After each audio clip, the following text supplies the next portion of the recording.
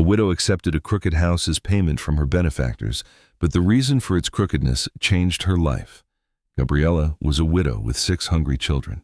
Her millionaire patron offered her an old crooked house unwanted by anyone as payment. A house so tilted it seemed on the verge of collapse, everyone said it was cursed.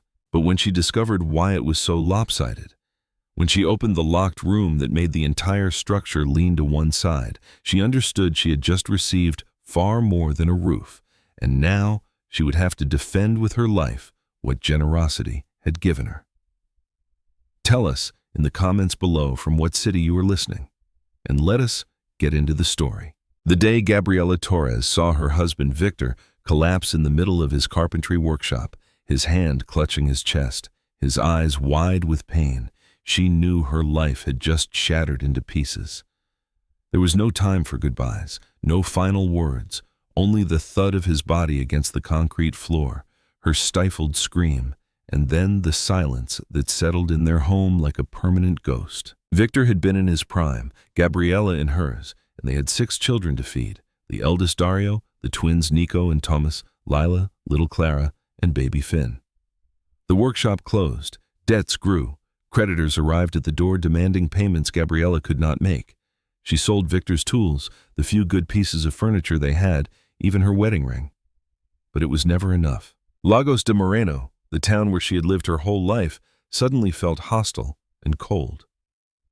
Old friends looked at her with pity, or worse, barely concealed disdain. Poor Gabriela, they murmured in the plaza. How will she feed these 6 children alone? One afternoon, with an empty stomach and the children crying from hunger at home, Gabriela walked to Hacienda Los Laureles on the outskirts of town. It was a vast property belonging to Mrs. Estelle Mendoza, a millionaire woman known throughout the region for her fortune and her difficult character. They said she was also a widow, though that had been long ago. They said she was as hard as stone and as cold as ice, but they also said she paid well. Gabriela knocked on the service door with trembling hands. An older woman with a stern face opened it and looked her up and down with suspicion. "What do you want?" "I've come to ask if you need help," Gabriela said, swallowing her pride as if it were ground glass. "I can clean, cook, whatever is needed. I have 6 children." "Wait here," the woman interrupted and closed the door in her face. Gabriela waited under the scorching sun, feeling the sweat run down her back and the shame burn her cheeks. Almost an hour later, the door opened again. This time it was another person, a tall woman dressed in simple elegance, her silver hair pulled back in an impeccable bun. Her eyes were gray and piercing, as if they could read every secret Gabriela tried to hide. "You are the widow of Victor Torres," she said without preamble. It was not a question. "Yes, ma'am." "How many children do you have?" "6, ma'am." "And how old is the youngest, ma'am?" Mrs. Estelle observed in silence for what seemed like an eternity. Then she nodded slightly. "I need someone to clean, cook, to take care of the large house. The work is heavy, the hours are long. I do not tolerate laziness or excuses." "Can you handle it?" "Yes, ma'am." Gabriela replied without hesitation, though she had no idea how she would manage with baby Finn. "I can handle anything. The pay is fair. You start tomorrow at dawn. Do not be late." And that was that. Mrs. Estelle closed the door, and Gabriela ran back home, her heart beating so loudly she thought it would burst from her chest. That night, for the first time in a long while, she managed to buy bread and milk for her children. She watched them eat with a mixture of relief and sadness that tightened her throat. But in town, tongues soon began to wag. Gabriela Torres, the respectable widow, now working as a servant for the millionaire. What a disgrace. What a fall. The gossip muttered in the market, at church, on every corner. "She has no dignity," said the biggest gossip in town. "I would rather starve than debase myself like that." Gabriela heard the comments and clenched her fists, but she did not reply. She could not afford to. Her children needed to eat. The first days at the hacienda were exhausting. Gabriela arrived while it was still dark, leaving Dario in charge of his siblings, and did not return until the sun had already set. The big house was enormous. 3 floors, more than 20 rooms, marble floors that had to be scrubbed on her knees, vast windows that took hours to clean. And Mrs. Estelle was demanding, yes, but not cruel. She watched Gabriela work with those inscrutable gray eyes, but she never yelled, never insulted her, as Gabriela had feared. In fact, there was something strange in the way Mrs. Estelle treated her. Sometimes when Gabriela was cleaning the library, she felt the millionaire's gaze on her. Other times, Mrs. Estelle asked unexpected questions. "Your eldest son goes to school. The baby is healthy. What did your husband study?" Gabriela answered respectfully, but honestly, and little by little, something began to change.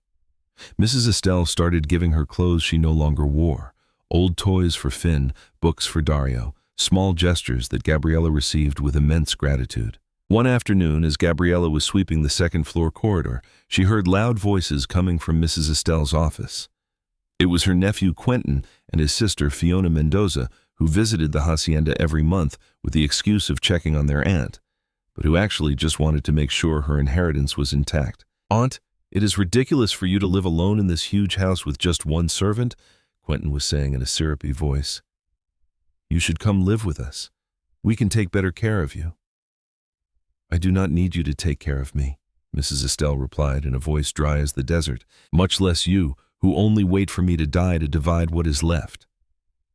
The ensuing silence was tense and icy. Gabriela stood frozen, broom in hand, not daring to move. Then she heard the furious footsteps of the nephews descending the stairs, their poisoned murmurs.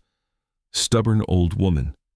We will see who has the last word." That night, as Gabriela finished cleaning the kitchen, Mrs. Estelle entered with a glass of water, sat at the table, something she never did, and watched her in silence for a long time. "Gabriela," she finally said, "what would you do if you had a lot of money and no children of your own?" The question caught her off guard. Gabriela put down the rag on the sink and turned to her patroness. "I do not know, ma'am. I suppose I would make sure it did not fall into the wrong hands." Mrs. Estelle smiled for the first time. It was not a warm smile, but rather sad, tired. "You are smarter than you look," she murmured. Gabriela did not know what to say to that, but that conversation stayed with her. Soon after, Mrs. Estelle asked her to accompany her to inspect a property she owned on the outskirts of Lagos de Moreno, near the road leading to San Juan de los Lagos. Gabriela left her children with a neighbor and got into the millionaire's pickup truck. Nervous and confused, they arrived at a large overgrown plot of land where an old wooden and adobe house stood. But the strangest thing about this house was that it was completely tilted to one side, as if a giant hand had pushed it. The walls curved at impossible angles, the roof seemed on the verge of collapse, the windows were broken. "This is my old house," Mrs. Estelle said as they walked around the structure. "My grandfather built it almost a century ago, but it has been abandoned for decades. No one wants it. They say it is haunted." Gabriela observed the house with curiosity more than fear. She did not believe in ghosts, but she did notice something odd. The tilt was not uniform.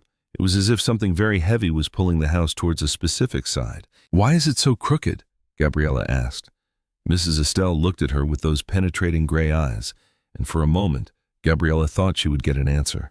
But the millionaire only smiled again with that mysterious, tired smile. "That, dear Gabriela, is a secret only I know." They returned to the hacienda in silence. But Gabriela could not stop thinking about that crooked house and Mrs. Estelle's words. There was something hidden there, something important, and without knowing why, she felt that secret was about to change her life forever. The answer would come sooner than she imagined, and in a way she could never have predicted, because one afternoon, Mrs. Estelle's son would arrive for a visit from Monterey with his wife and their young son, and this mischievous, curious young grandson would get too close to the edge of the artificial lake in the hacienda's gardens, and when he fell into the water, shouting and flailing his arms desperately, it would be Gabriela who was nearby. It would be Gabriela who would have to make the most important decision of her life in a fraction of a second. The day dawned with a stifling heat that presaged the storm. Gabriela arrived at the hacienda at dawn as always, but found the house in a state of unusual agitation. Mrs. Estelle was in the kitchen giving orders to the other employee, a young woman named Rosa who helped with food preparation. "My son is coming today from Monterey," Mrs. Estelle announced, without looking up from the list she was writing. "He is bringing his wife, Vanessa, and my grandson, Silas. I want everything to be impeccable." The master bedroom on the second floor must shine. New sheets, clean towels, fresh flowers in the bathroom. Gabriela nodded and immediately got to work. She had heard about Mrs. Estelle's son, Julian Mendoza, but had never met him. According to Rosa, he was a successful engineer who rarely visited his mother, too busy with his business and city life. Mrs. Estelle gets nervous when he comes, Rosa confided while they prepared the room. I think it hurts her that her son does not visit her more. He only comes out of obligation, not like us who are here every day. Gabriela did not respond, but she held that information in her heart.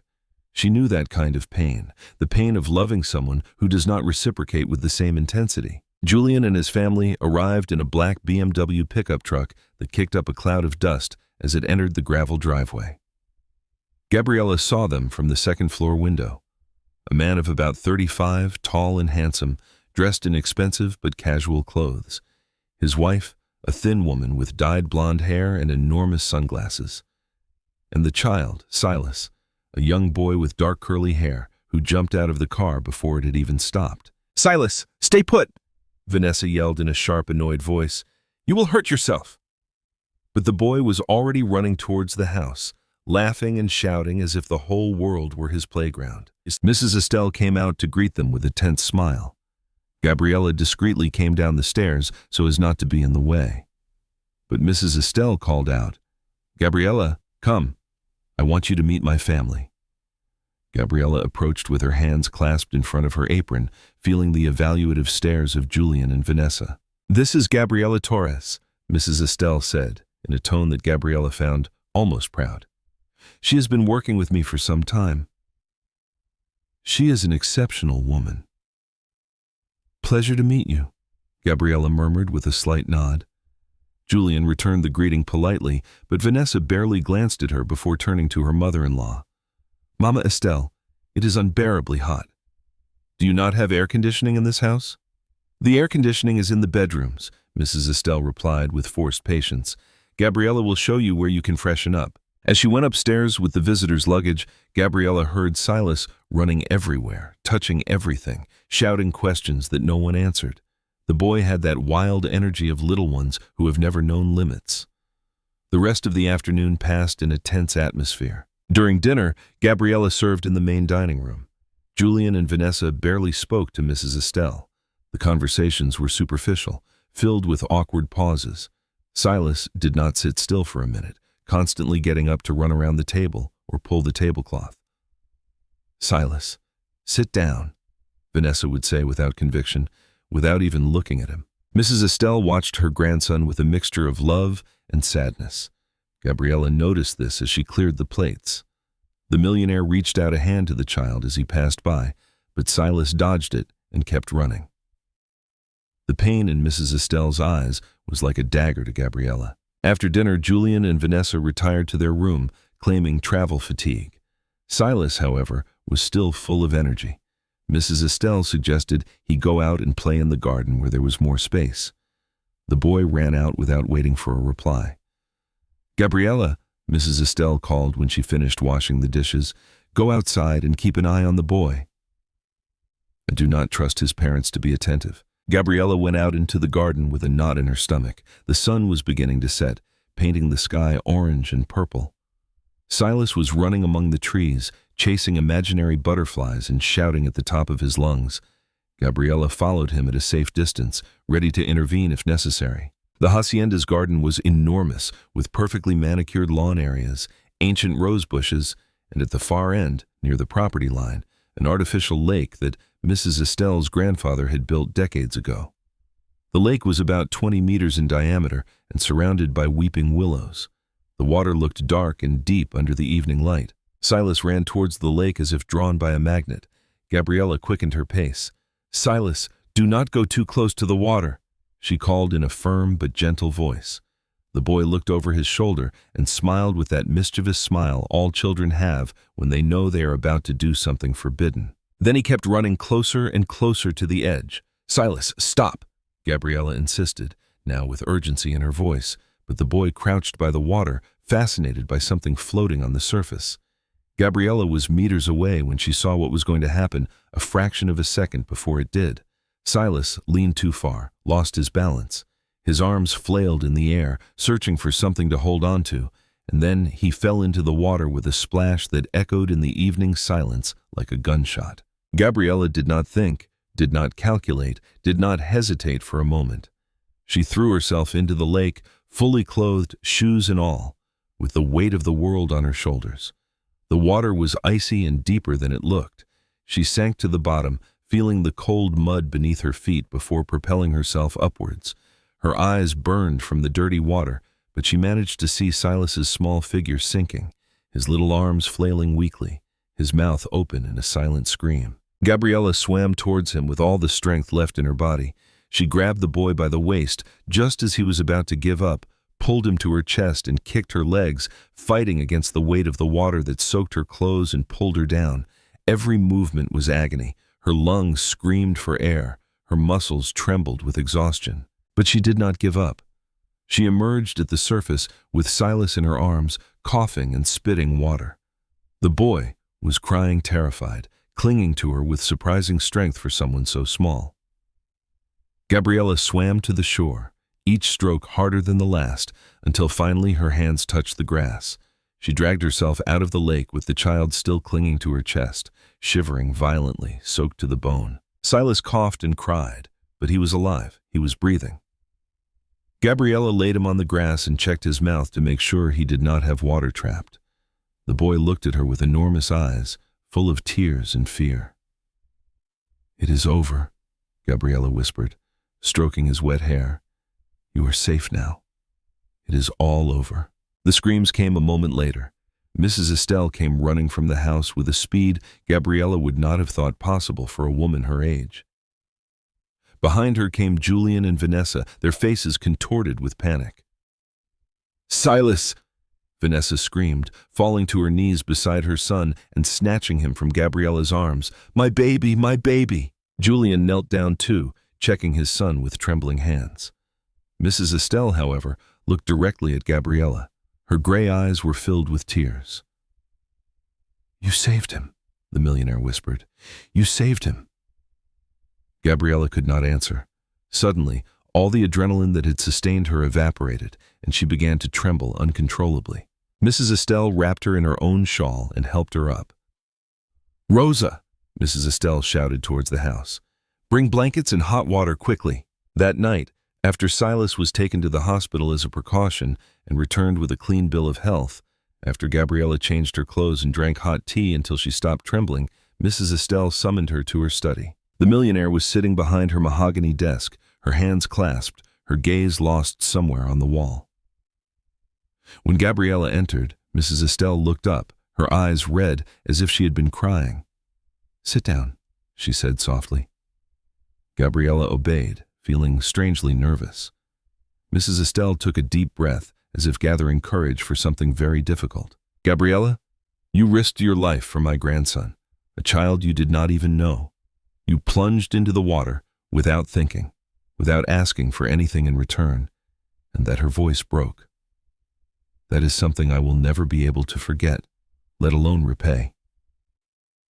"I do not need you to repay me, ma'am," Gabriela replied honestly.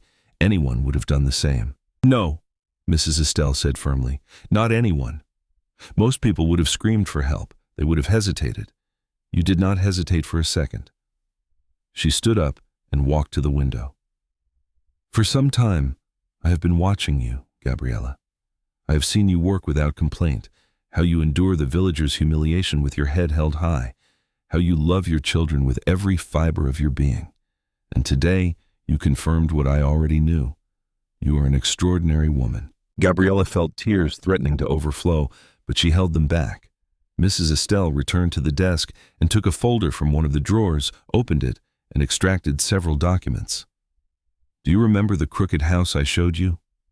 Gabriela nodded, confused. "That house is yours. I am giving it to you now as a token of my gratitude. The deeds are here. Tomorrow, we will go to the notary to make the official transfer." Gabriela was speechless. The crooked house, that tilted old abandoned structure, it was not much, but it was infinitely more than she had. "Ma'am, I do not know what to say." "Say nothing." Mrs. Estelle interrupted with a smile. Just accept it. It is yours, and what is inside it is yours too. Those last words hung in the air like an unrevealed secret. Gabriela opened her mouth to ask what they meant, but Mrs. Estelle had already put away the documents and was walking towards the door. Now go home to your children, the millionaire said. We will talk about the details tomorrow. And Gabriela stopped at the threshold and looked at her one last time. Thank you. Thank you for saving the only thing in this world that truly matters to me anymore. Gabriela returned to her small rented house that night, walking as if in a dream. A house. Mrs. Estelle had given her a crooked old abandoned house, but a house nonetheless, a place of her own, the first step towards a better life for her and her children. But there was something in Mrs. Estelle's words that kept echoing in her mind. And what is inside it, too? What was inside that crooked house? What secret did it hide that made it lean in such a strange way? And why had Mrs. Estelle smiled with that mix of sadness and relief when she told her it was all hers? The answers were there waiting for her in that tilted house. And when she finally discovered them, Gabriela would understand that rescuing Silas had not just been an act of heroism. It had been the key that would open the door to a destiny that would change her life and the lives of her 6 children forever. But before that, before the move and the discovery, she would have to face something she did not expect. The fury of Mrs. Estelle's nephews, Quentin and Fiona, who had just learned their aunt had gifted one of her properties to a mere servant, and they were not going to let that stand. The news spread through Lagos de Moreno like wildfire during a dry season. Gabriela Torres, the poor widow who cleaned other people's floors, now had a property in her name. The venomous tongues of the town worked tirelessly in the market, in the plaza, at the church doors. The gossip grew and distorted with each repetition. They say she seduced the millionaire's son. The biggest gossip whispered to a group of gossips. That is why she was given the house. She is sure up to something with him. No, I heard the boy fell into the lake on purpose. Another added, it was all a plan to get money out of Mrs. Estelle. Gabriela heard the rumors when she went to buy tortillas or pick up her children from school, and each word was like a slap, but it did not bother her as much as before. She had something more important to focus on. Her 6 children would finally have a roof of their own, even if that roof was crooked. The next morning, Mrs. Estelle came to pick her up in her pickup truck. Gabriela got in, her stomach tied in a knot. They were going to the office of Notary Harlan, a serious man with thick glasses and graying mustache who had handled the Mendoza family's legal affairs for over 30 years. As Mrs. Estelle drove through the cobbled streets of the town center, Gabriela noticed a black car following them at a distance. It was a dark Mercedes with tinted windows. Something about that car sent a shiver of warning down her spine. The notary's office was in an old 2-story house with iron balconies and carved wooden doors. When they entered the main office, Gabriela was surprised to find 2 more people waiting, Quentin and Fiona Mendoza, Mrs. Estelle's nephews. Quentin was a man around 40, with his hair slicked back and an expensive suit that could not hide his calculating gaze. Fiona, his younger sister, was 35 and had a face that would have been beautiful were it not for the bitter expression that seemed permanent on her dark red lipstick lips. "Estelle?" Quentin said in a syrupy voice that did not match the ice in his eyes. "What a surprise to find you here. We did not know you had an appointment with the notary." "I did not have to inform you," Mrs. Estelle replied dryly. "My affairs are none of your concern." "But Aunt," Fiona intervened with false sweetness, "we are family. Everything you do concerns us, especially when it comes to giving away family properties to strangers." Her eyes fixed on Gabriela with a contempt so pure it was almost tangible. Gabriela felt the ground open beneath her feet. How did they find out so quickly? "Gabriela is not a stranger," Mrs. Estelle said, raising her chin with dignity. "She saved my grandson's life, something neither of you would have done." "That does not give her the right to receive properties that have belonged to our family for generations," Quentin spat, dropping the pretense of politeness. "That house belonged to your grandfather, to our great-grandfather. You cannot just give it away to a domestic employee." Notary Harlan cleared his throat uncomfortably from his desk. "Mrs. Estelle has every legal right to dispose of her properties as she sees fit," he said in a professional voice. The house in question has been in her name for over 20 years. There is no legal impediment to the transfer, but there is a moral impediment, Fiona insisted. Aunt, that house is part of our family patrimony. You cannot do this. Father and mother would be turning in their graves if they knew. Your father, Mrs. Estelle replied in a voice that cut like glass, was my younger brother, and a greedy man who borrowed money from me his whole life without ever returning a peso. So do not tell me he would care about the family patrimony. The silence that followed was so dense, Gabriela could almost feel it pressing against her skin. She wanted to disappear, to become invisible, not to be there in the middle of this family fight. But Mrs. Estelle took her hand and squeezed it firmly. Notary, the millionaire said without taking her eyes off her nephews, proceed with the transfer now. The next minutes were torture. Gabriela signed where indicated with trembling hands, her heart beating so loudly she was sure everyone could hear it. Quentin and Fiona remained seated in a corner, casting hateful glances at her that promised revenge. When the process was over and the notary handed her the deeds in a manila envelope, Gabriela felt her legs barely supporting her. Mrs. Estelle led her towards the exit, completely ignoring her nephews. But just as they reached the door, Quentin spoke in a low, threatening voice. This is not over, Aunt. We are going to contest this transfer. And as for you, his eyes fixed on Gabriela, enjoy your little crooked house while you can. It will not be yours for long. In the pickup truck on the way back to the hacienda, Mrs. Estelle drove in silence for a long time. Finally, as they were leaving town, she spoke. Do not pay attention to them. They have no legal power to take that house from you. The deeds are in your name. It is yours, Gabriela, yours and your children's. But Gabriela was not reassured. She knew men like Quentin. She knew that kind of hate, and she knew he would not stop just because the law was not on his side. That afternoon after work, Gabriela gathered her 6 children in their small rented house and gave them the news. Dario, the eldest, looked at her with a mixture of joy and suspicion. A house, Mom. Really? Really, my love. It is old and a little crooked, but it is ours. Finally, we have a place of our own. The twins, Nico and Tomas, shouted with excitement. Lila and Clara hugged their mother, crying with happiness. Only little Finn did not quite understand what was happening, but he smiled because everyone else was smiling. The next days were spent preparing for the move. They did not have much to pack: clothes, a few pots, the children's worn toys, school notebooks, but each object felt lighter now that they knew they would take it to a home of their own. Early one morning they arrived at the crooked house with the help of a neighbor who had a pickup truck. The children tumbled out of the vehicle and stood in front of the property with their mouths agape. The house was even stranger than Gabriela remembered. The entire structure leaned to the east, as if something extremely heavy was pulling from that side. The red tile roof was partially sunken. The adobe walls showed deep cracks. The wooden windows were swollen with dampness. The front porch curved at an impossible angle. Around the house, the land was covered in tall weeds and wild trees that had not been pruned in decades. Mom, Lila whispered, taking Gabriela's hand. Are we really going to live here? Yes, my love, and we will fix it up little by little. You will see, it will be beautiful. But deep inside, Gabriela felt a pang of doubt. How would this place be habitable? She had no money for repairs, barely enough to eat. She opened the main door, which creaked with a sound like a lament, and they all entered together. The interior was dark and smelled of old dampness.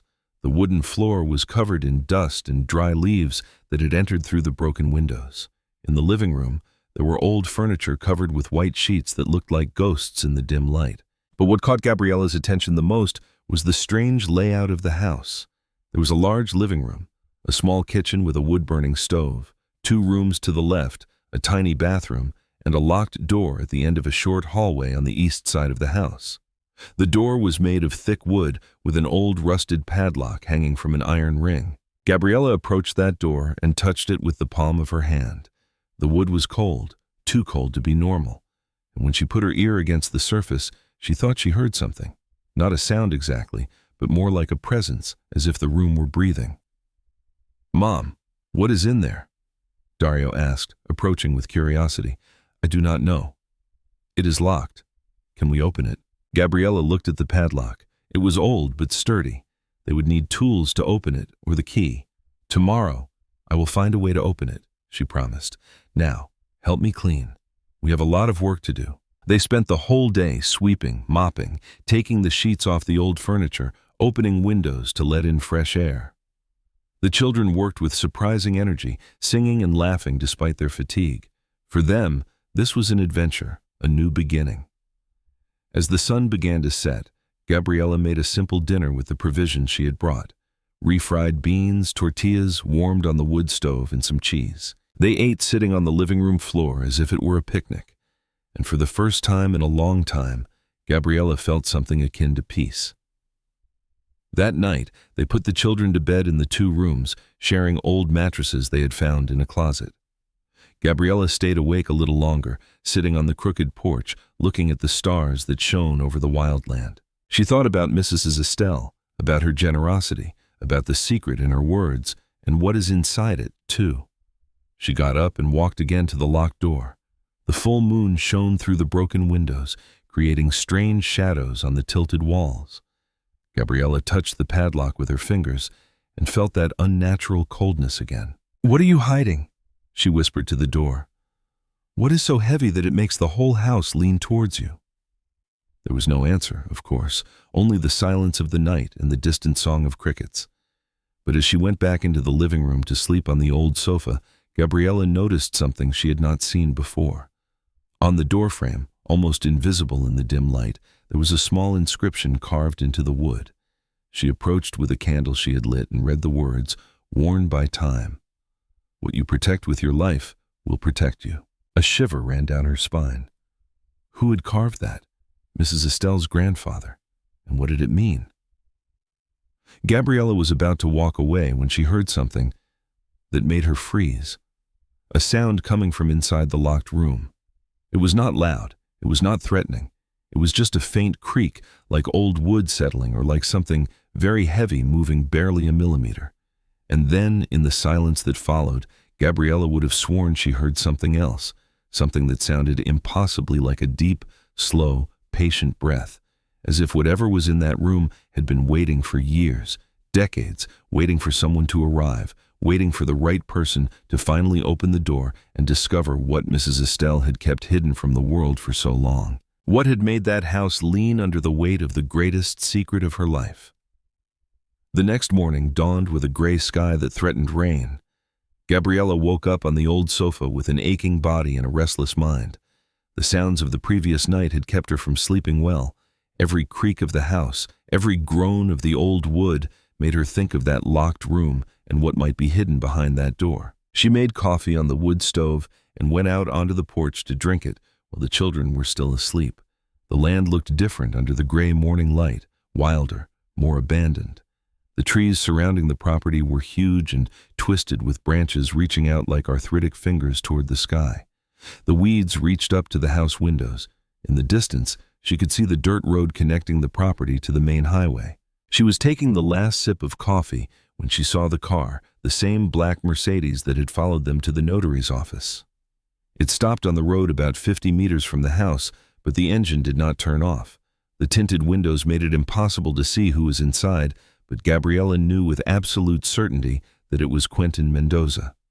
The car remained there for an eternal few minutes, just observing, just waiting. Then, as silently as it had arrived, it turned around and drove away, raising a cloud of reddish dust. Gabriela felt a knot of fear in her stomach. That man would not give up, and she was alone here with 6 children in a house that could barely stand. When the children woke up, Gabriela kept them busy with minor cleaning and repair tasks. Dario helped fix a broken window using cardboard and tape. The twins cleared more weeds from the garden. Lila and Clara swept the porch. Even little Finn helped by picking up twigs and putting them in a bucket. But Gabriela's mind was elsewhere. It was in that locked room, in the rusty padlock, in the inscription carved on the frame, in the sounds she had heard during the night. What you protect with your life will protect you. What did that mean? What was in there that needed protection or could protect her? Around noon, when the rain finally began to fall, an unexpected visitor arrived. A white pickup truck stopped in front of the house, and from it stepped Mrs. Estelle, dressed in simple but elegant clothes, carrying a large basket covered with a blanket. "I came to see how you were settling in," the millionaire said as she stepped onto the porch, avoiding the most crooked boards. "And to bring you some things." The basket contained food, freshly baked bread, cheese, ham, fruit, milk, and even a whole roasted chicken. The children crowded around with eyes shining with excitement. Gabriela felt tears threatening to overflow. "Ma'am, you did not have to." "Yes, I did," Mrs. Estelle interrupted firmly. "And do not call me ma'am, call me Estelle. You do not work for me anymore. Now you are a friend." The word hung in the air, strange and new to both of them, but also true. Mrs. Estelle entered the house and surveyed it critically. When she reached the hallway leading to the locked door, she stopped. Her face became serious. "Have you tried to open it yet?" she asked, without taking her eyes off the door. "I do not have the key, and the padlock is very old. I would need tools to break it." Mrs. Estelle reached into her jacket pocket and pulled out a small key darkened by time.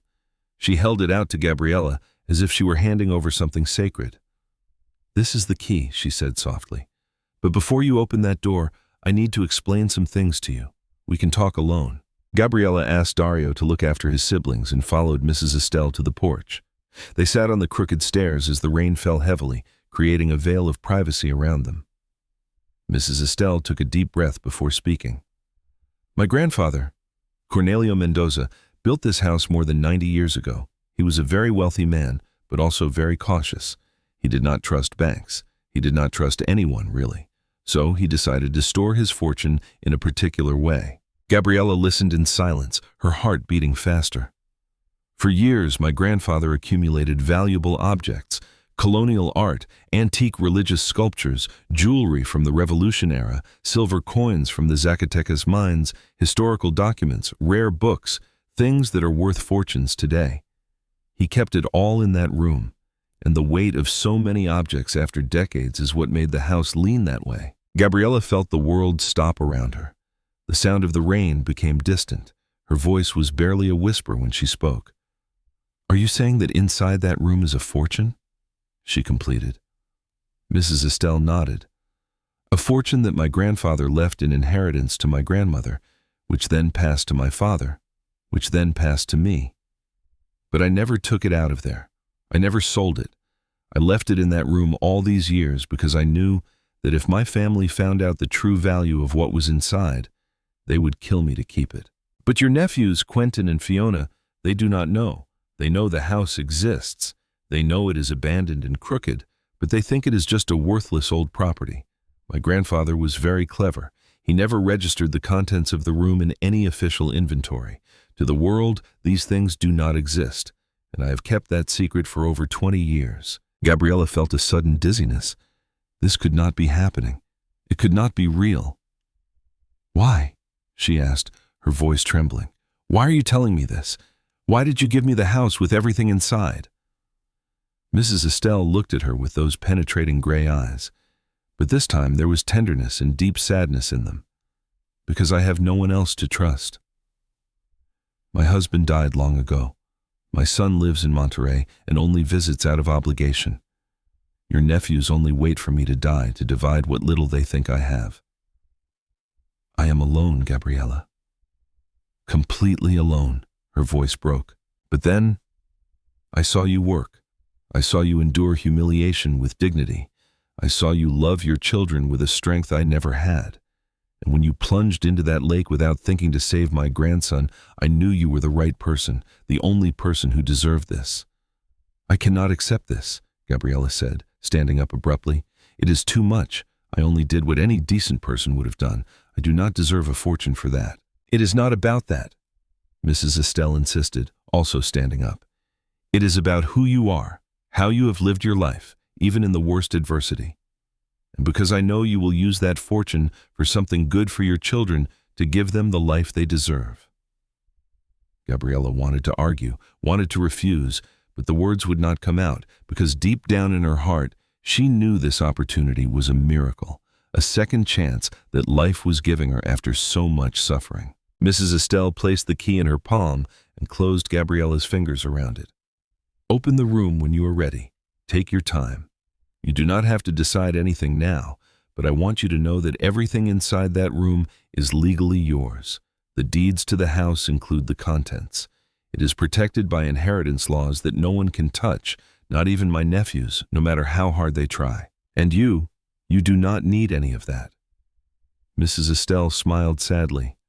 "I have had my life. I have had my chance. Now it is your turn, and your children's." They remained in silence for a long time, listening to the rain, each lost in her own thoughts.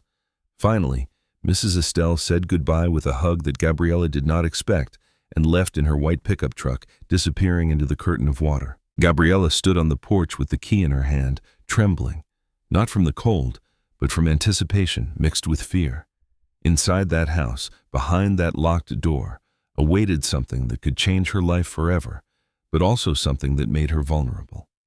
Because if Quentin and Fiona found out the true value of what was inside, a thunder rumbled in the sky so loud it made the house tremble. The children cried out in fear from inside. Gabriela hurried inside to calm them. That night, after a simple dinner and putting the children to bed, Gabriela stood in front of the locked door with the key in her hand. The house was absolutely silent, except for the constant drumming of the rain on the roof and the occasional creak of the wood. She reached out to the padlock. The key slipped into the lock as if it had been waiting for that moment for decades. It turned with a metallic click that echoed in the hallway like a gunshot. The padlock opened. Gabriela removed it with trembling hands and let it fall to the floor. She put her hand on the doorknob. It was freezing. She took a deep breath. Once, twice, 3 times. Then she pushed. The door opened slowly with a long, agonizing screech. The darkness inside was absolute. Gabriela could see nothing beyond the threshold, only darkness and that strange smell like old paper and ancient wood and something else she could not identify. She fumbled for a light switch next to the door but found none. Of course not. This house was very old. There was no electricity in that room. She would need candles or an oil lamp, something to illuminate the space that had remained closed for so long. She was about to close the door when she saw something that made her heart stop. In the absolute darkness of the room, something was glowing. Not much, just a faint glint, like light reflecting off a polished surface, but it was there, and it seemed to move slightly, as if breathing. Gabriela took a step back, every hair on her body standing on end. And then, from somewhere in the depths of that dark room, she heard a sound that could not be real, a sound that left her completely paralyzed, the delicate tinkling of metal against metal, like coins falling or chains moving or something heavy settling into place after being disturbed. And beneath that almost imperceptible sound, something else, a whisper, not of voices, but of the air itself moving within the room, as if the space had been sealed for so long that the mere act of opening the door had awakened something that slept. Gabriela slammed the door shut, her heart pounding so hard her chest hurt. She leaned against the hallway wall, trembling, trying to catch her breath. Tomorrow, she would go in with daylight, with candles, with her children awake in the house, so she would not feel so alone. Tomorrow, she would face whatever waited in that room. But as she went back to the living room to try to sleep, a part of her knew the truth. After having opened that door, after having disturbed what slept within, nothing would ever be the same. And not just because of the fortune she expected to discover, but because by opening that door, she had unleashed something else, something that Mrs. Estelle had kept locked away for decades. A secret so great, so heavy that it had made an entire house tilt under its weight, a secret that Quentin and Fiona Mendoza were about to discover. Because at that very moment, while Gabriela tried to sleep unsuccessfully, the black Mercedes was parked again on the dirt road, and Quentin was inside speaking on the phone in a low, urgent voice, giving precise instructions to someone on the other end of the line, instructions that involved that crooked house and a widow who had no idea of the danger approaching. The next morning dawned with a disturbing silence. The rain had stopped during the night, leaving the ground soaked and the air heavy with moisture. Gabriela woke up early, her body aching from the sofa, her mind still caught in the sounds she had heard behind the locked door. She made breakfast for the children, hot oatmeal with a little sugar and cinnamon. the last of the tortillas, watered-down coffee. As they ate, Gabriela noticed Dario watching her with concern. "Mom, are you okay? You look tired." "I am fine, my love. I just slept poorly." But it was not just that. All night, she had had the feeling that someone was watching the house from outside. Several times, she had gotten up to look out the broken windows, but she never saw anything but darkness and the trees moving in the wind. After breakfast, she asked Dario to stay and watch his siblings.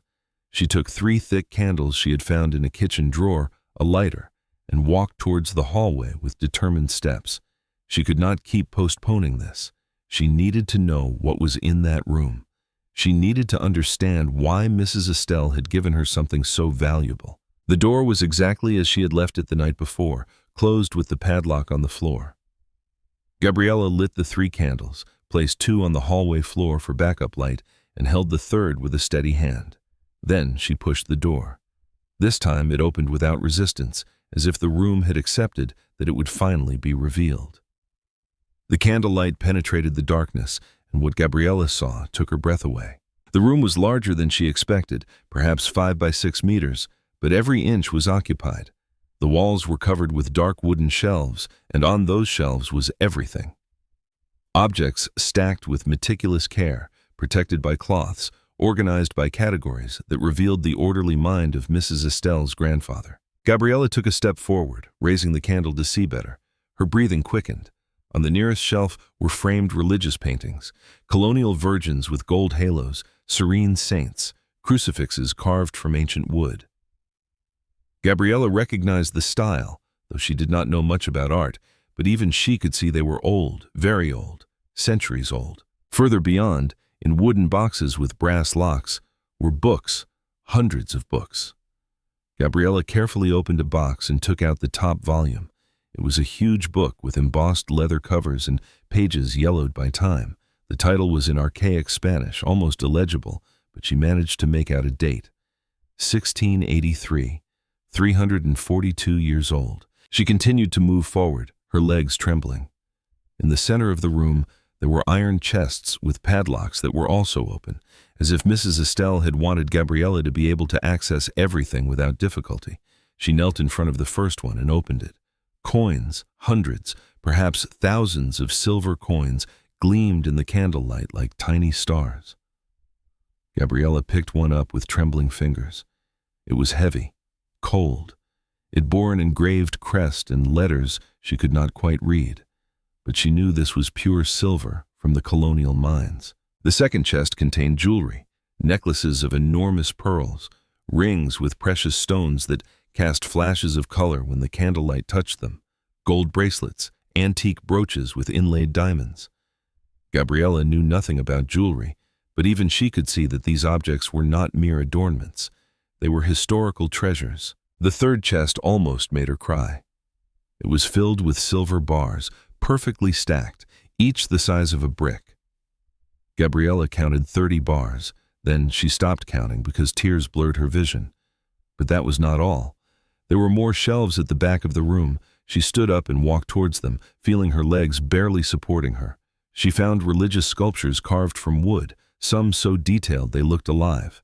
Chalices of gold and silver, manuscripts rolled in leather tubes, ancient hand-drawn maps, official documents with red wax seals, pre-Columbian figures of jade and obsidian which Mrs. Estelle's grandfather must have collected on his travels. In a corner, wrapped in velvet cloths, were unframed paintings. Gabriela carefully unwrapped one and nearly dropped the candle. It was a portrait of a 17th-century Spanish woman dressed in silks and lace, looking at the viewer with piercing eyes. The painting was signed in the lower corner, but Gabriela did not recognize the name. However, the technique, the colors, the way the light seemed to emanate from the woman's face. This was the work of a master. Gabriela carefully placed the painting back down and sat on the wooden floor, unable to stand any longer. Around her, in that room that had made the entire house tilt under its weight, lay a fortune beyond anything she had ever imagined. It was not just money. It was history. It was art. It was the legacy of generations accumulated with patience and vision. And now it was hers, hers and her 6 children's. She did not know how long she sat there weeping silently as the candle burned down. She thought of Victor, her dead husband, who had worked until his last day without complaint. She thought of the humiliations she had endured in Lagos de Moreno. She thought of the nights her children had gone to sleep hungry. She thought of all the times she had begged God to give her a chance, just one, to give her children a better life. And God had answered, but not as she expected, not with a better job or a stroke of luck, but through Mrs. Estelle, a lonely woman who had seen in Gabriela something no one else had: dignity, kindness, bravery. What you protect with your life will protect you. Now she understood the inscription on the doorframe. Mrs. Estelle's grandfather had protected this fortune with his life, keeping it hidden from the world. And now that fortune would protect Gabriela and her children, it would give them education, health, opportunities. It would give them the future they deserved. But first, she had to protect it. Because if Quentin and Fiona found out what was here, the thought was interrupted by a shout from Dario in the living room. "Mom! Mom, come quickly!" Gabriela jumped up, carefully left the candle on the floor, and ran to the living room. She found her 6 children huddled by the window, looking outside with frightened faces. "What is wrong?" "There is a man outside," Dario whispered. "He is taking pictures of the house." Gabriela peeked out the broken window and felt her stomach knot. It was Quentin Mendoza. He was standing in the front yard in broad daylight with a professional camera in his hands. He was taking pictures of the house from every angle: the front, the sides, the sunken roof, the broken windows, and worst of all, he was wearing an elegant suit and had a satisfied smile that boded no good. Gabriela stepped out onto the porch, her heart pounding in her throat. Quentin stopped taking pictures and looked at her with that smile. "What brings you here?" "Just documenting the property," he said in a syrupy voice. "You see, my lawyer advised me to document the current state of this house for the legal file. Understand? Mrs. Estelle already gave me the deeds. The house is legally mine. She cannot do anything to change that." Quentin's smile widened, but his eyes remained cold as ice. "Oh no, I'm not trying to take the house, Gabriela. That would be difficult, but there are other ways to resolve this matter." He put the camera in his bag and approached the porch. "Look at this place. It is about to fall down. It has no electricity, no running water. The walls have huge cracks. The roof is sunken. Do you really think it is safe to live here with 6 small children?" Gabriela felt a shiver of warning. "I can fix it little by little." "With what money?" Quentin's voice hardened. "You are a poor woman, Gabriela. A widow with no resources. And this house needs repairs that would cost hundreds of thousands of pesos, maybe millions. How are you going to pay for that? That is none of your business." "But it is the business of civil protection," Quentin said with a triumphant smile. "It turns out I have a friend who works there, and yesterday I happened to mention that a widow with 6 children had moved into a structurally unsafe house. He told me they are coming to inspect it, probably soon, and when they see the state of this place," he shrugged, "they will condemn it. They will prohibit you from living here, and then what will you do?" Gabriela felt the world crumbling around her. He was right. The house was a disaster. "But do not worry," Quentin continued with false compassion. "I have a solution. I will buy the house from you. I will offer you 50,000 pesos cash today. It is more than this ruin is worth. With that money, you can rent something decent in town while you find work. 50,000 pesos. It was a fortune for someone in her situation, but it was nothing, absolutely nothing compared to what was in the locked room. "It is not for sale," Gabriela said in a firm voice, though her insides trembled. Quentin's smile disappeared, his face hardened as if carved from stone. "You will regret this," he said in a low, threatening voice. "My aunt made a mistake giving you this property, and I will correct that mistake one way or another." He turned and walked to his black Mercedes. Before getting in, he turned back one last time. "Oh, and by the way, I told some people in Lagos de Moreno about this house and about your good fortune. You know how people in town are gossipy, curious. I imagine you will have a lot of visitors soon. People asking what is so special about this old house that my aunt gave it to you.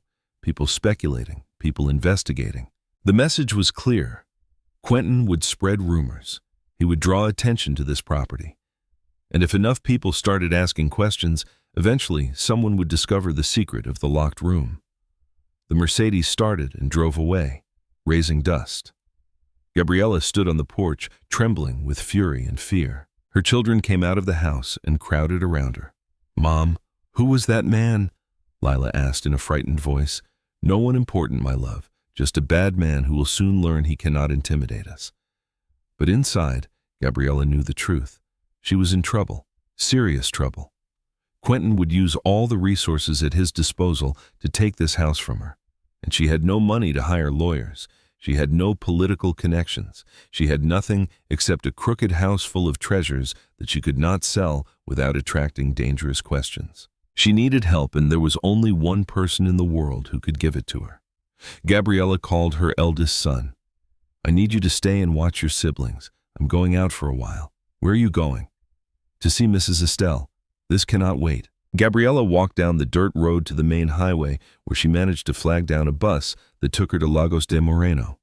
From there, she took a taxi she could not afford to the hacienda. When she knocked on the service door, it was Rosa who opened it. "Gabriela, what are you doing here? I thought you did not need to speak with Mrs. Estelle anymore. It is urgent." Rosa let her in and went to fetch the millionaire. Gabriela waited in the kitchen with her hands clasped, her heart galloping. When Mrs. Estelle entered, her face filled with concern. "What happened? Are you all right?"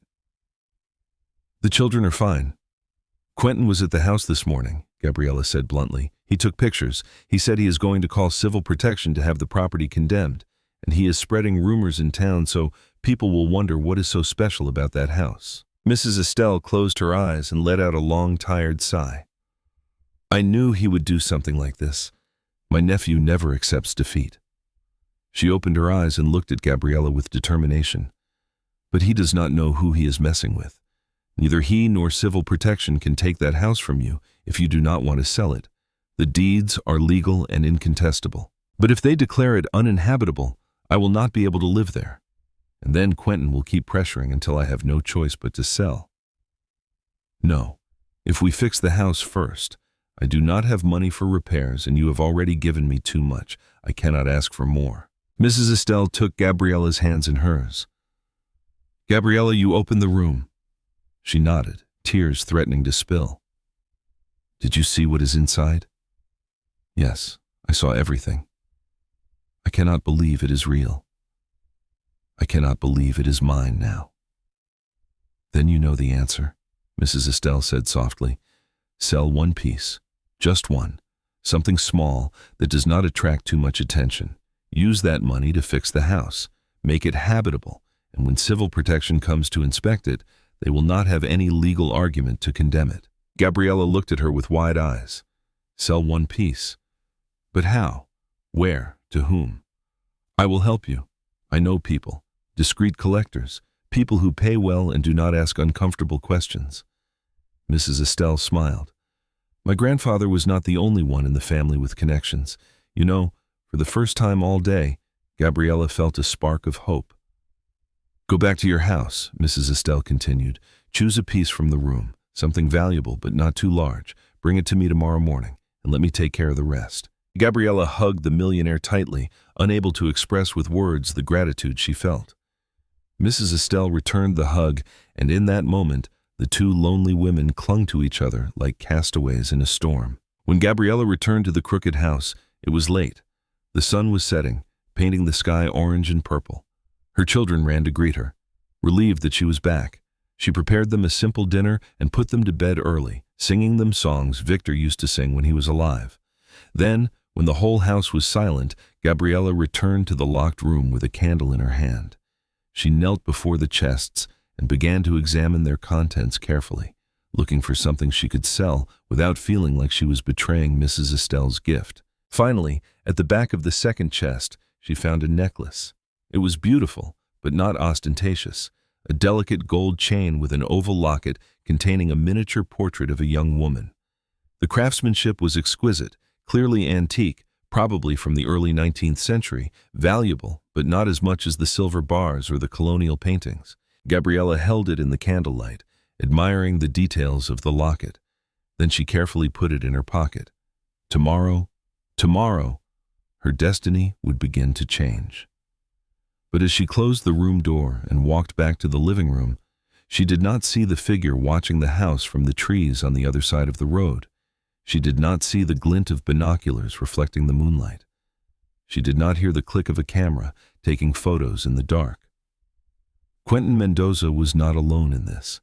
He had hired someone who would watch that house day and night, someone who would report every movement of Gabriela, every entry, every exit, every visitor. And when they finally discovered what secret that crooked house hid, when they finally understood why Mrs. Estelle had given it to a mere servant, the real war would just begin. The next morning dawned with a clear sky that promised intense heat.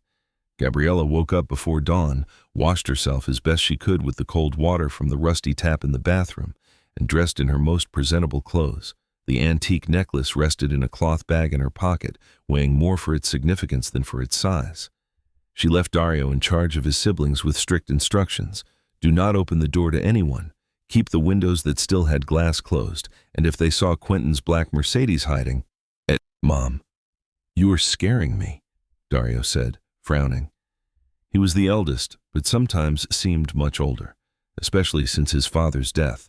Do not be scared, my love. Just be cautious. I will be back before noon. The journey to Hacienda Los Laureles felt eternal. Every minute she was away from her children was agony, but when she finally arrived and Mrs. Estelle opened the door herself, Gabriela felt she could breathe again. Come in, come in. I was waiting for you. In Mrs. Estelle's private study, Gabriela took out the necklace with trembling hands. The millionaire examined it under the window light, turning the locket between her fingers with expert care. It is beautiful.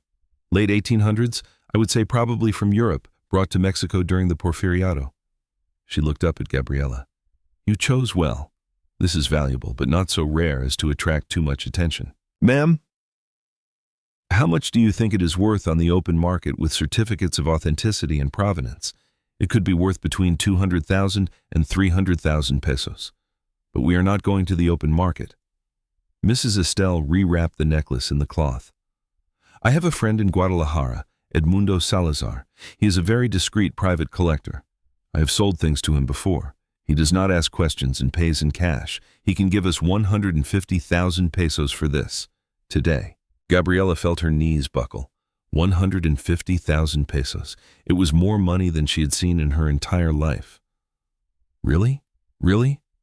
But we have to go now. Edmundo is at his office until early afternoon, then he is traveling to Monterrey. If we want to do this today, we need to leave now. The drive to Guadalajara took a little over an hour. Mrs. Estelle drove her pickup truck confidently on the highway, while Gabriela looked out the window, not really seeing the landscape. Her mind was on the crooked house, on her children, on the man Quentin had hired to watch them. They arrived at an elegant residential area with huge houses protected by high walls and electric gates. Mrs. Estelle stopped in front of a modern 3-story building, all glass and steel. A security guard checked their IDs before letting them in. Edmundo Salazar was a man around 60, thin and elegant with completely white hair and gold-rimmed glasses. His office looked more like a museum than a workspace. Walls covered with colonial paintings, display cases filled with antique sculptures, mahogany desks laden with rare books. My dear Estelle, what a pleasure to see you, he greeted in a cultured voice. Then he looked at Gabriela with curiosity. And who is your friend? Someone who needs your discretion, Edmundo. As always, the collector nodded understandingly. Mrs. Estelle showed him the necklace. Edmundo examined it with a jeweler's loupe for several minutes that felt like hours. Finally, he smiled. 19th century 18-karat gold. I would say the miniature portrait is the work of a French master. Probably the technique is impeccable. He looked up. I can offer you 150,000 pesos cash right now. Gabriela could hardly believe what was happening. It was too easy, too fast. You do not need papers, documents. Edmundo smiled kindly. My dear, in my line of work, it is sometimes better not to investigate provenance too closely. I trust Estelle's judgment. If she says this is legitimate, it is enough for me. 20 minutes later, Gabriela left that office with a manila envelope full of 100 peso bills, 150,000 pesos. A weight that was physical, but also symbolic, the weight of hope. On the way back, Mrs. Estelle gave practical advice. Find Mr. Hector Campos. He is a master builder in Lagos, the best in the region. Tell him I sent you. He can fix your house in a short time if you work fast. Use 80,000 for the repairs. Keep the rest for emergencies and for your children. And if Quentin tries to stop the work, he cannot. It is your property. But work fast, Gabriela. Very fast. When Gabriela returned to the crooked house, it was afternoon. Her children ran to greet her, and she hugged them with a strength that made them squeal with laughter. Then she showed them the envelope with the money without telling them exactly how much it was, and explained that they were going to fix the house. Really, Mom? Lila asked with bright eyes. Will it have electricity and hot water? Yes, my love. Everything we need. That afternoon, Gabriela walked to town and found Mr. Hector Campos in his workshop, a man around 50 with enormous hands and a face weathered by the sun. When she mentioned Mrs. Estelle's name, Mr. Hector straightened up with respect. If Mrs. Estelle sends you, then I work for you. When do we start? Tomorrow. And I need you to work fast, very fast. Mr. Hector arrived the next dawn with a crew of 5 men. They started immediately. They reinforced the main roof beams, repaired the wall cracks with new plaster, replaced the broken windows, installed electricity with the help of an electrician from town, connected the water pipes, sanded and varnished the wooden floor. The house transformed into a hive of activity. The children helped by carrying tools and sweeping up sawdust. Gabriela cooked abundant food for the workers and supervised every detail, and Mr. Hector, keeping his word, worked from sunrise to sunset without rest. But one afternoon, when Gabriela went to town to buy more provisions, she heard the whispers. The market gossipers were talking about her. They say she found hidden money in that house. No, I heard Mrs. Estelle is giving her more money in secret. And if there is something valuable there, why else would she give her a house? Gabriela gritted her teeth and kept walking. The rumors Quentin had planted were growing like weeds, but she could not do anything about it except finish the repairs as quickly as possible. The news Gabriela had been dreading arrived. Mr. Hector called her while she was in the kitchen preparing lunch. Mrs. Gabriela, there are some men outside. They say they are from civil protection. Gabriela's heart gave a painful leap. She went out onto the porch and saw a white pickup truck parked on the road. 2 men in blue shirts and carrying clipboards got out of the vehicle, and behind them in his black Mercedes was Quentin Mendoza with a satisfied smile. Good morning, said one of the inspectors, a burly man in his 40s. I am Engineer Morales from Civil Protection. We received a report that this structure is unsafe. We are here to do an inspection. Please come in, said Gabriela in a firm voice, though her insides trembled. As you can see, we are making repairs. Mr. Hector approached with his rolled-up plans under his arm. Engineer Morales, I am Hector Campos, a certified master builder. Here are the plans for the structural repairs we are undertaking. All code compliant, all safe. The engineer reviewed the plans with a frown. His colleague walked around the property, taking photos, measuring cracks, checking beams. Quentin watched from his car with his arms crossed, his expression tense. The inspection lasted over 2 hours. Gabriela waited with her stomach in a knot as the inspectors examined every corner of the house. When they finally finished, Engineer Morales approached with a serious face. Mrs. Torres, this house was in a precarious condition. Some of the main beams were rotten. The roof risked collapse. The electrical installations were non-existent and dangerous. Gabriela felt her world crashing down, but the engineer continued. However, the repairs you are undertaking are adequate and professional. If Master Campos continues with the work as planned, in a short time this structure will be completely habitable and safe. He signed his clipboard. There is no eviction order. You can continue living here while the work is completed.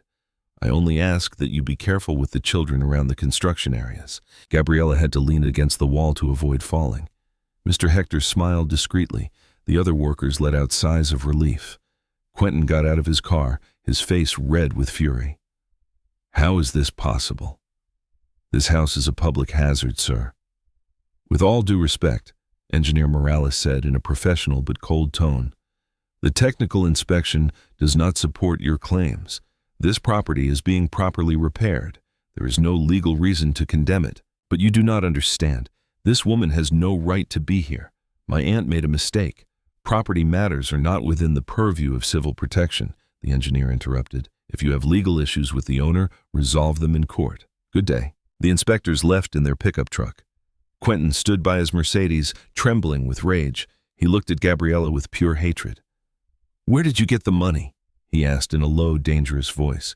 "Where did you get the money to pay for all this?" "That is none of your business," Gabriela replied, finding a courage she did not know she had. "My aunt gave you more than the house, did not she?" Quentin took a step towards her. "There is something else, something hidden here. That is why the house is crooked. That is why she gave it to you. There is something of value." "Get off my property," Gabriela said in a firm voice. Quentin looked at her for a long time, then smiled. But it was not a happy smile. It was the smile of someone who had just made a dangerous decision. "This is not over," he whispered. "If my aunt gave you anything more than this house, I'm going to find out." He did not finish the sentence, just got into his car and sped away. Mr. Hector approached Gabriela and placed a large, comforting hand on her shoulder. "That man is dangerous, ma'am. Be careful." The next days were a whirlwind of work. Mr. Hector and his crew worked from dawn until dusk. The house transformed before Gabriela's eyes. The walls were reinforced and painted a warm white.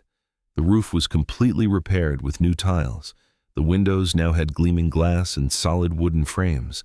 Electricity illuminated every corner. Hot water ran through the new pipes. But most impressive was the tilt.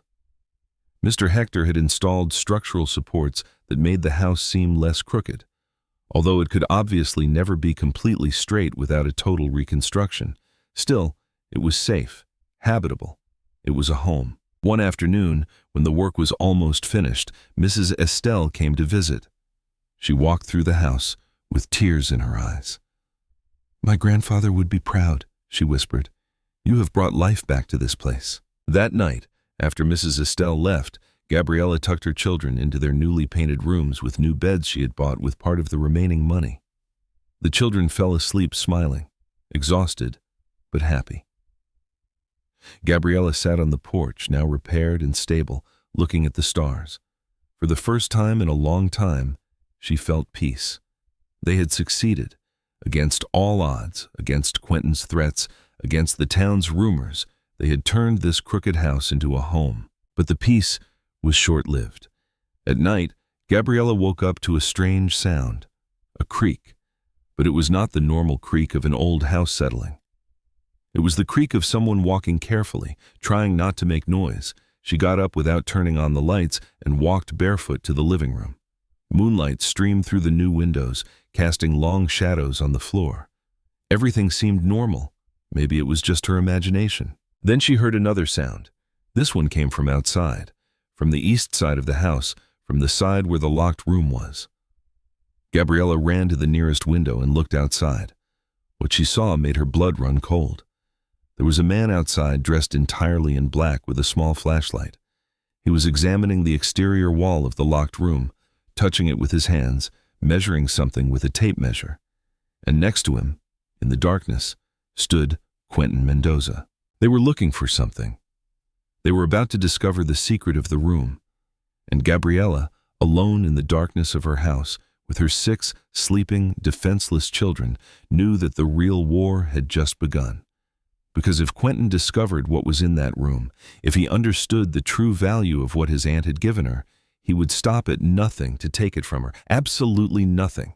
Gabriela watched from the dark window as Quentin and the man in black examined the exterior wall of the room. Their hands moved over the old adobe, searching for clues, measuring the depth of the tilt. The man pulled out something that looked like a portable metal detector and passed it slowly over the wall. The device emitted a constant beep. Quentin smiled in the darkness. It was the smile of a predator who had just found his prey. Gabriela backed away from the window, her heart hammering in her chest. She had to do something. But what? If she went out to confront them, they might become violent. If she called the police, by the time they arrived, they would have already left. And worst of all, Quentin now knew. Maybe he did not understand exactly what was in the room, but he knew there was something metallic, something heavy, something valuable. She ran to the phone that had been installed with the new electrical line and dialed the number of Hacienda Los Laureles. It rang several times. Finally, Mrs. Estelle's sleepy voice answered. "Hello, Donna Estelle. It is Gabriela. Quentin is here. He is outside the house with someone. They have a metal detector. They are investigating the room. They know there is something." The silence on the other end lasted only a second, but it felt like an eternity. "Do not go out. Lock all the doors. I am coming right now, and I am bringing help." The line went dead. Gabriela hung up the phone with trembling hands and ran to check that all the doors were locked. Then she went to her children's rooms. Dario was awake, sitting on his bed with scared eyes. "Mom, I heard noises outside." "I know, my love. Stay here with your siblings. Do not go out for anything. Understand?" Dario nodded, but Gabriela saw the fear in his eyes. He was so young still, too young to have to live with these kinds of threats. She returned to the living room just as she heard a heavy, authoritative, unfriendly knock on the front door. "Gabriela, open the door. I know you are awake." It was Quentin's voice. But something was different. There was no pretense of politeness anymore, no masks, just pure rage and greed. "Get off my property or I will call the police," Gabriela shouted from the other side of the door. "Go ahead, call them. By the time they arrive, I will have found what I am looking for." Gabriela heard footsteps moving away from the front door. She ran to the window and saw with horror as Quentin and the man in black headed towards the back of the house towards the locked room. Quentin was carrying something that looked like a heavy sledgehammer. They were going to break down the wall. Gabriela ran to the hallway leading to the room. She pressed her back against the closed door as if her body could stop what was coming. She heard the first blow of the sledgehammer against the exterior adobe, then the second, then the third. Each impact shook the entire house. "Stop!" she screamed with all the strength of her lungs. "This is my property. What you are doing is illegal." But the blows continued. The old adobe began to give way. Gabriela could hear pieces falling to the ground outside. They were about to break a hole in the wall, about to see what was inside. Then, as if in response to a desperate prayer, she heard the sound of vehicles approaching rapidly on the dirt road. Many vehicles. She ran to the front window and saw 3 pickup trucks entering the property with their headlights on. The first was Mrs. Estelle's white pickup. The other 2 were police cruisers from Lagos de Moreno. Mrs. Estelle got out of her vehicle, followed by 4 uniformed officers and a man in a suit whom Gabriela recognized. It was Chief Morales, the municipal police chief. The blows on the back wall stopped abruptly. Gabriela ran out of the house and found Quentin and the man in black standing next to a hole the size of a soccer ball in the adobe wall. Quentin still held the sledgehammer. His face was pale under the police flashlights. "Officer, arrest these men!" Gabriela shouted, pointing at them with a trembling finger. "They are destroying my property." Chief Morales approached with a stern expression. He looked at the hole in the wall, then at Quentin, then at the man in black who was trying to back into the shadows. "Quentin Mendoza," the commander said, in a voice that admitted no argument, "you are under arrest for property damage and trespassing." "You have the right to remain silent," Quentin interrupted in a desperate voice. "You do not understand. This woman has something that belongs to my family. My aunt gave it to her illegally. There is a fortune hidden in that house." "A fortune?" Chief Morales asked skeptically. "What kind of fortune?" Quentin pointed towards the hole in the wall. In there, the metal detector confirmed it. There is gold,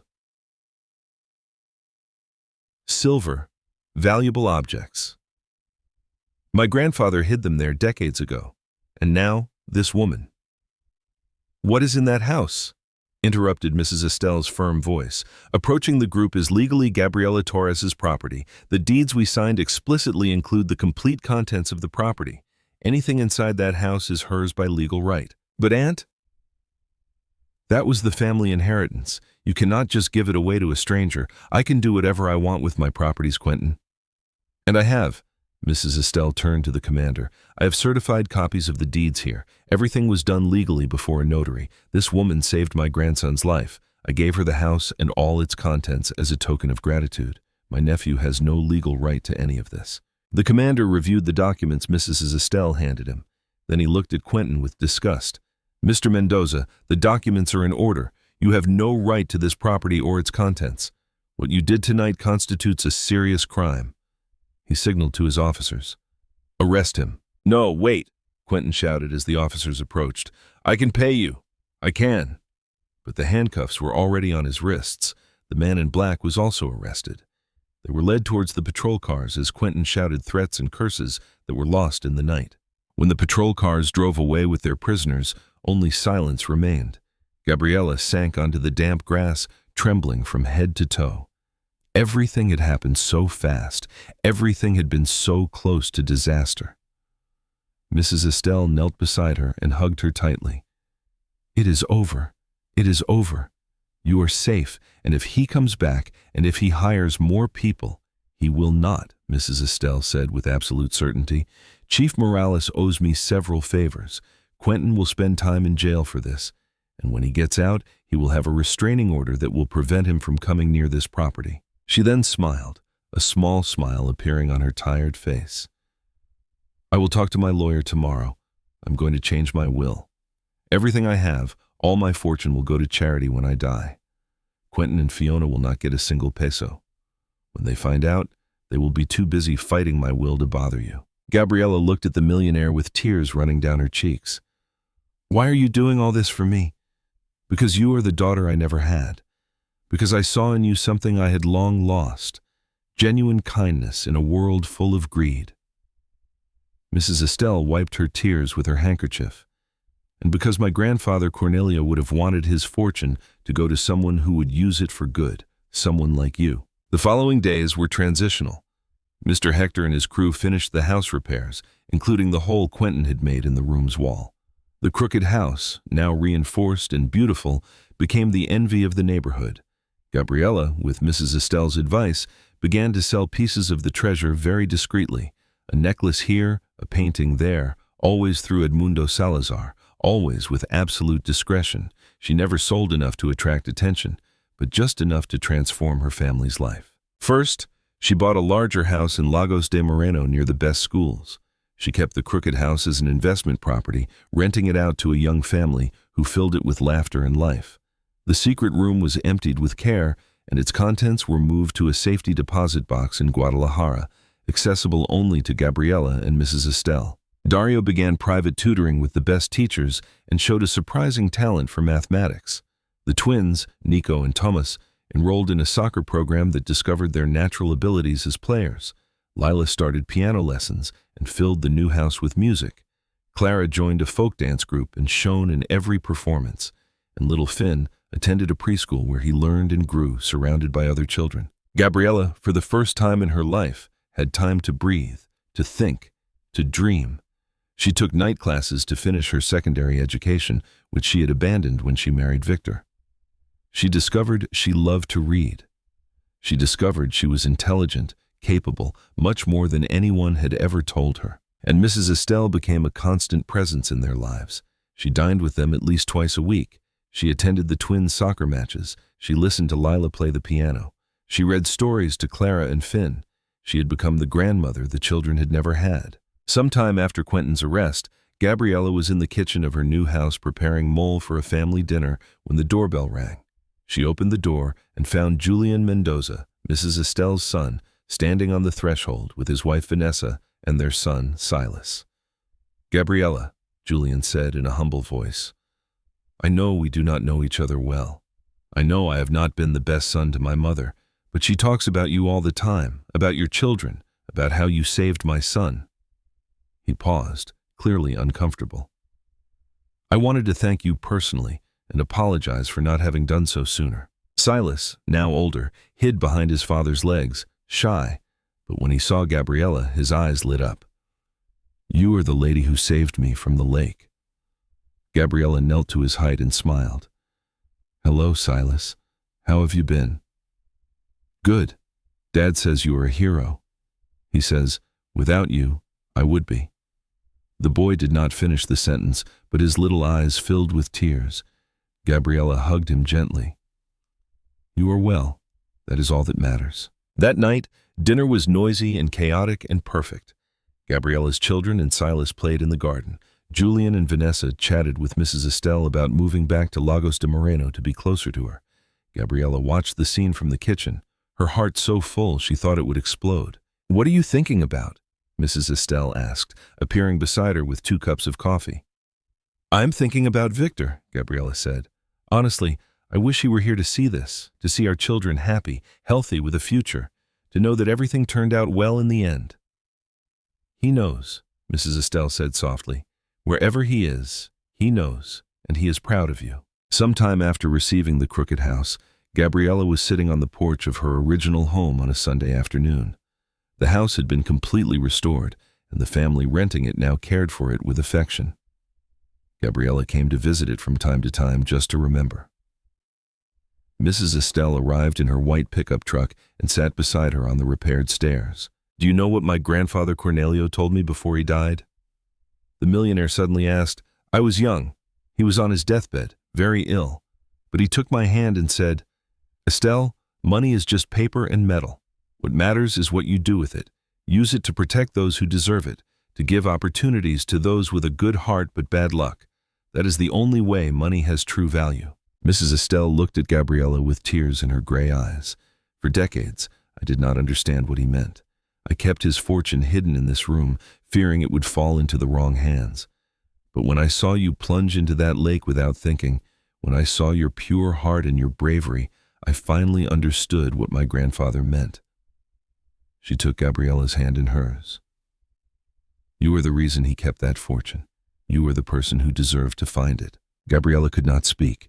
She just hugged Mrs. Estelle and cried tears of gratitude, relief, and pure happiness. Some years later, Dario was accepted into the National Autonomous University of Mexico with a full scholarship to study engineering. The twins played in the youth teams of a professional soccer team. Lila gave piano concerts in the city, Clara won a state dance competition, and Finn read books that older children could barely understand. Gabriela had finished her high school and was studying business administration at the local university. She had opened a small foundation that helped widows in situations similar to hers. She gave them jobs, training, emotional support. She named it the Cornelio Mendoza Foundation in honor of Mrs. Estelle's grandfather and the Crooked House. That tilted structure that once seemed on the verge of collapse had become a legend in Lagos de Moreno. People told the story of the poor widow who had received a house that seemed cursed but hid a miracle. A house that leaned not from a curse, but from the weight of love and generosity of a man who had kept his fortune for the right person. A person who was not of his blood, but who had shown the heart he had always valued, humble, brave, kind. Some years after that night when Gabriela had watched her husband die in the carpentry workshop, she stood in front of the Crooked House with her 6 children, all elegantly dressed. Mrs. Estelle was beside her, now older, but still strong and dignified. "Mom," said Dario, now grown and taller than her. "Are you ready?" Gabriela looked at the house one last time. The house that had been tilted by the weight of a secret. The house that had given her a second chance. "Yes," she said in a firm voice, "I am ready." Because that afternoon, Gabriela Torres was going to do something she had never imagined possible. She was going to the graduation ceremony of Dario from university. She was going to see her son, the son of the dead carpenter and the poor widow, receive his engineering degree. And then they would go to dinner at an elegant restaurant, all 8 of them, celebrating not just the graduation, but the entire journey they had taken. A journey that had begun with tragedy, continued with humiliation and poverty, but which had found redemption in the simplest and most profound act. Kindness. The kindness of saving a life without asking for anything in return. The kindness of recognizing that kindness and rewarding it. The kindness that multiplies and expands like ripples in water, touching lives, transforming destinies, creating miracles. As the new car that Gabriela had bought with honestly earned money from her work and prudent investments drove away down the dirt road, leaving behind the crooked house that had changed their lives forever. Gabriela knew with absolute certainty that it had all been worth it. Every tear, every humiliation, every moment of fear and doubt. Because in the end, kindness always finds its reward. Not always when we expect it, not always as we imagine it, but always eventually life gives back what you give. And she had given all she had, her work, her dignity, her bravery, and life had given her back a miracle hidden in a tilted house, patiently waiting for the right person to open the door and discover that the greatest treasures are not those that shine with gold and silver, but those built with love, protected with bravery, and shared with a generous heart that never forgets where it came from or whom to thank. If this story moved you, subscribe to the channel so you do not miss the next ones. May God bless you.